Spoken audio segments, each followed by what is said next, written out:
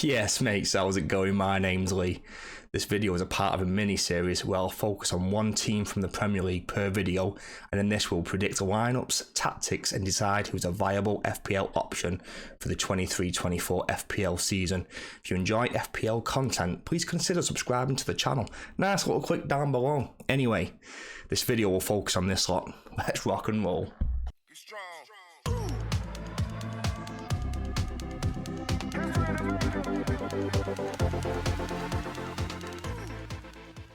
So at the beginning of the season, I can see Burnley setting up in a 4-3-3. It depends if who's going to go in goal. I think they're going to give the nod to Trafford. It could easily be Muric from last season though, with a backline of Connor Roberts, Ekdal, Bayer and Charlie Taylor. And in midfield, it'll be Brownhill, Cork and Cullen. Cork and Cullen will be the ones sitting in almost like a double pivot. Brownhill will play the furthest forward of the three, almost like a number 10 floating in behind the main striker. And you have a forward line of Manuel Benson, I'm doing it as Zorora. Goodmanson could easily come in onto the right wing. It just depends which way they're going to go. I really like Benson, just as a personal preference of watching Burnley last season.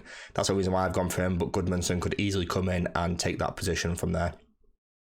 Unfortunately for Burnley, they've got some tough games at the beginning of the season. They've also got a blank as well, which is the unfortunate thing. They opened the season up against Man City and they're expected to score 0.72 goals. There's a 14% chance they're going to keep a clean sheet. I think they're going to get slapped, to be honest. City spanked them last season. I think it'll be the exact same again. Even with the blank, Burnley still expected to score about 5 goals in the first 4 games and expect to keep about 1 clean sheet within that time frame. Now don't get it kind of twisted that this is a different Burnley team to the one you remember under Sean Dyche. You know, like last season they had an average possession of 64.4% throughout the whole season, and they passed the ball on average 480 times per game. They've actually got a really good home record, and they scored a decent amount of goals throughout the course of the season. I think they scored something like 78 goals over the full season. Unfortunately though, the goals are spread out. Nathan Tella only got 17 goals, so it's not like a Mitrovic or Solanke from a few seasons ago getting 30 plus goals.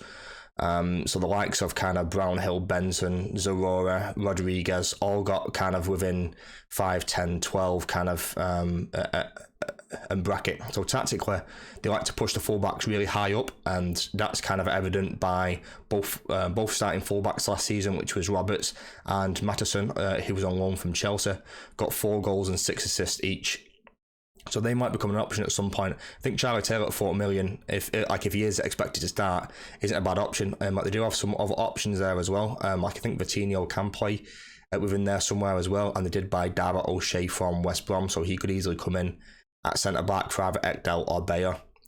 The right wing, yeah, I mean I just like Manuel Benson. That's just my personal preference, and yeah, like it wouldn't surprise me if Goodmanson did play. In terms of the main striker, I think Lyle Foster could easily come in, and they've also got Jay Rodriguez around the club as well. In terms of set pieces, I think Brownhill is probably going to be the main man, unless Rodriguez is on the pitch and he'll take the penalties. But other than that, I think Brownhill is probably the main man. He got some decent returns last season. He got something like 6 goals and 6 assists for them last season, so I think he might become an option at some point this season. So you'll notice that each player has got a little symbol next to the name, either a cross, which means I don't think they're a viable FPL option, a question mark, which means they could be, and then there aren't any within this team, but if they did have a tick, then that would mean buy. This mainly comes down to prices. I don't know how they're going to cope in the Premier League. I don't know how they're going to adapt.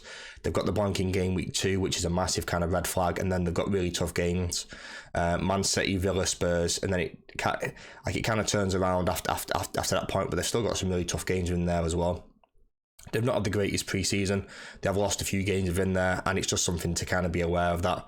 I'm not too concerned about owning any Burnley players right now, but I wouldn't mind going for something like a 4 million defender, whether that's like a Jordan Bayer or Charlie Taylor. At 4 million, he's going to be the 3rd sub.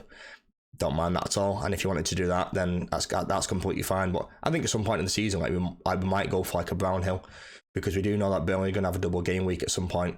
Brownhill might be the play, to be honest with you. Like, who knows? Let's kind of wait and see on that one. Have you got any Burnley players in your team?